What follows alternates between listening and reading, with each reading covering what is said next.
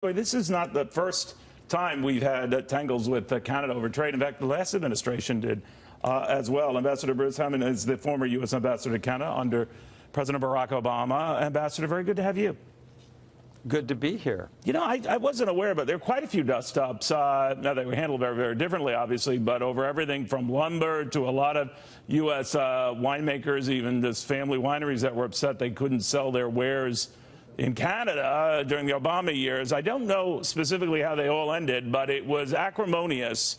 But how was that handled versus how you think things are being handled now? So I think you have to take a step back, though, and say, how is the trading relationship overall?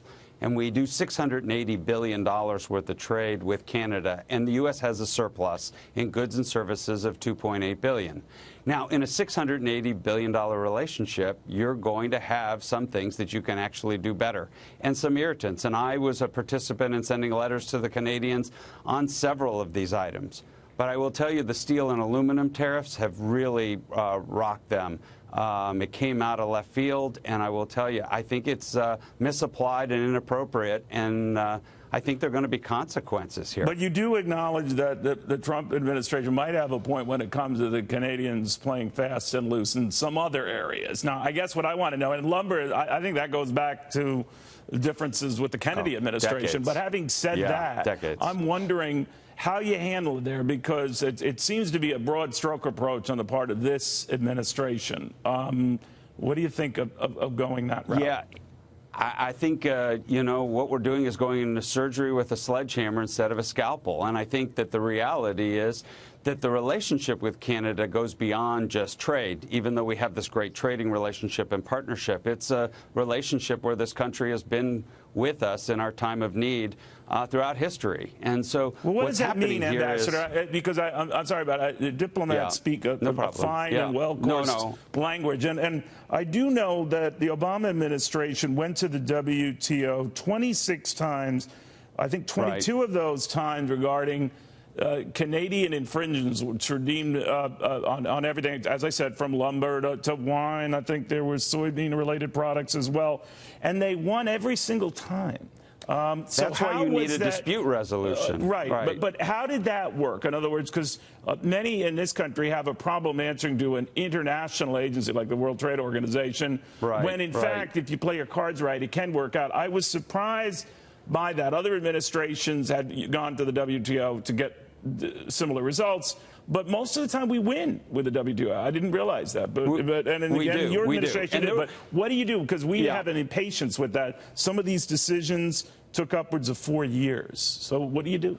So we're going to trade with Canada. We're going to trade around the world. What you want to do is have a basic structure of rules and the rules in which we operate on. And when you feel the rules are being violated, you need a place to go to appeal and to have that conversation. So there's a dispute resolution in NAFTA that needs to continue to be applied, and then you have the WTO and other means. But you need to have these third-party bodies that come together that say, hey, we're not actually fulfilling the promises that we talked about. But in the context of the overall trade relationship, I want to make sure everybody understands that while these were going on and these were part of the course of doing business with Canada, these were small relative to the overall very larger relationship. And so that doesn't mean you sit down and you clock them one out of the blue and sit down and penalize their whole economy based on these small, what I would call irritants that need to be balanced. I'm sorry, Ambassador, but didn't you benefit from the WTO and those officials liked Barack Obama? Whatever reason, I'm not interested in the politics here, and they do not like Donald Trump. And again, I'm not going to get into the reasons there, but they just don't. And I'm wondering whether they would be as friendly and amenable to his trade beefs and concerns than they were during President Obama's time.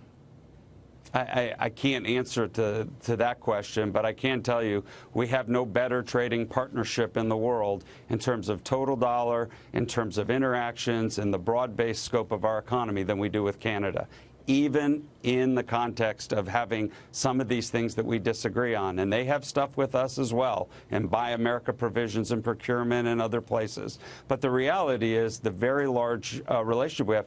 Look, they're our largest energy supplier outside of what we supply ourselves in the world, fossil-based and non-fossil-based.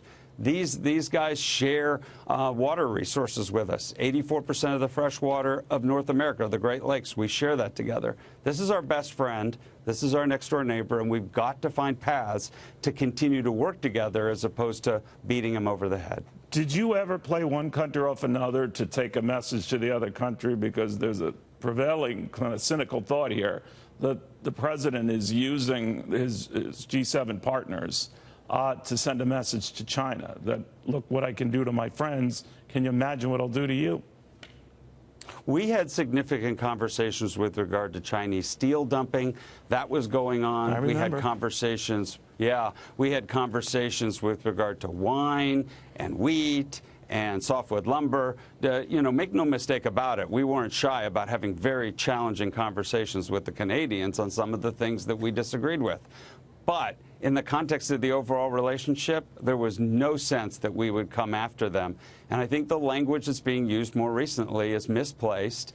And I think that we're hearing from Republicans. The U.S. Chamber is very much supportive of the Canadian relationship. Agriculture, U.S. runs a huge surplus with Canada in agriculture. Just ask farmers. And I would say 35 states, their #1 export market's Canada. So, you have to keep all of this in context. And, even in good business relationships, you may have disagreements, but you may have a very strong business partnership. This is our best, our very, very best. And we have to protect and preserve this relationship as best we can.